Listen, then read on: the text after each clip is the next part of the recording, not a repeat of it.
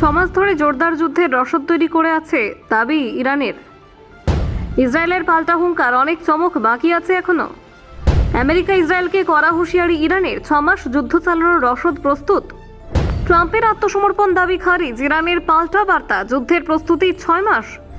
মধ্যপ্রাচ্যে উত্তেজনা তুঙ্গে, আমেরিকা ইসরায়েলের বিরুদ্ধে 6 মাস লড়াইয়ের দাবি ইরানের।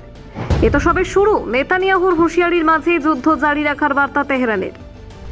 তেল ভান্ডারে হামলা, পাল্টা ড্রোন আক্রমণ, ইরান আমেরিকা সংঘাতে নতুন মোড়। ট্রাম্পের মন্তব্যে আগুনে ঘি, ইরানের হুঁশিয়ারি, আত্মসমর্পণ নয়, যুদ্ধ চলবে। দেখুন, মধ্যপ্রাচ্যে উত্তেজনা আরও গভীর হয়ে উঠেছে। আমেরিকা ও ইসরায়েলের সঙ্গে চলতে থাকা সংঘাতের মাঝে নতুন করে কড়া হুঁশিয়ারি দিল ইরান। তেহরানের দাবি, তাদের দুর্বল ভাবার কোনো কারণ নেই এবং দীর্ঘ সময় ধরে যুদ্ধ চালিয়ে যাওয়ার প্রস্তুতি তাদের রয়েছে। সম্প্রতি মার্কিন প্রেসিডেন্ট ডোনাল্ড ট্রাম্প ইরানের প্রেসিডেন্টের একটি মন্তব্যকে আত্মসমর্পণের ইঙ্গিত বলে দাবি করেছিলেন। তার এই মন্তব্যের পরই পরিস্থিতি আরও উত্তপ্ত হয়ে ওঠে এবং দুই দেশের মধ্যে বাকযুদ্ধ তীব্র হয়। ইরানের প্রেসিডেন্ট মাসউদ পেজেশকিয়ান সেই দাবি সরাসরি খারিজ করে দেন। তিনি স্পষ্টভাবে বলেন, ইরান আত্মসমর্পণ করবে এমন স্বপ্ন দেখতেই পারে আমেরিকা, কিন্তু বাস্তবে তা কখনো ঘটবে না। এর পরপর ইরানের শক্তিশালী সামরিক সংগঠন ইসলামিক রেভলিউশনারি গার্ড কর্পস নতুন দাবি করে। তাদের বক্তব্য অনুযায়ী তারা বর্তমান পরিস্থিতিতে অন্তত 6 মাস ধরে আমেরিকা ও ইসরায়েলের বিরুদ্ধে আক্রমণাত্মক যুদ্ধ চালিয়ে যাওয়ার জন্য প্রস্তুত।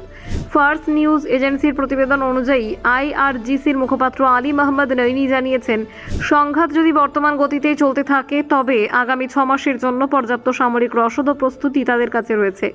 ইরানের এই মন্তব্যের পরেই পাল্টা প্রতিক্রিয়া জানান ইসরায়েলের প্রধানমন্ত্রী বেঞ্জামিন নেতানিয়াহু। তিনি বলেন, যুদ্ধ এখনই শুরু হয়েছে এবং সামনে আরও অনেক চমক অপেক্ষা করছে।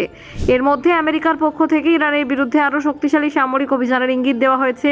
সেই ঘোষণার কিছুক্ষণের মধ্যেই তেহরানে একাধিক বিস্ফোরণের খবর সামনে আসে। ইরানের অভিযোগ, তেহরানের আশেপাশে বেশ কয়েকটি গুরুত্বপূর্ণ তেল ভান্ডারে ক্ষেপণাস্ত্র হামলা চালানো হয়েছে। এই হামলার জন্য তারা আমেরিকা ও ইসরায়েলকে দায়ী করেছে। তেহরান ছাড়াও কারাজ শহরেও হামলা ঘটনা ঘটেছে বলে জানা গেছে। ইরানের সরকারি সংবাদ মাধ্যমের দাবি, রাজধানীর কাছাকাছি অন্তত 5টি তেল সংরক্ষণাগারে আঘাত হানা হয়েছে। এই হামলার 4 জনের মৃত্যুর খবর সামনে এসেছে।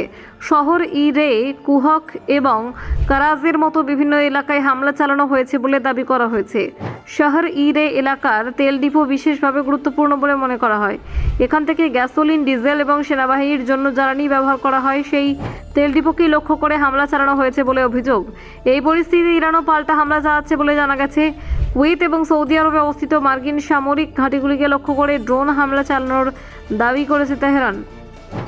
অন্যদিকে কাতারের প্রতিরক্ষা মন্ত্রক জানিয়েছে, তাদের দিকে লক্ষ্য করে একাধিক ব্যালিস্টিক ও ক্রুজ ক্ষেপণাস্ত্র ছোড়া হয়েছিল, তবে তাদের আকাশ প্রতিরক্ষা ব্যবস্থা সহ হামলায় প্রতিহত করতে সক্ষম হয়েছে বলে দাবি করা হয়েছে।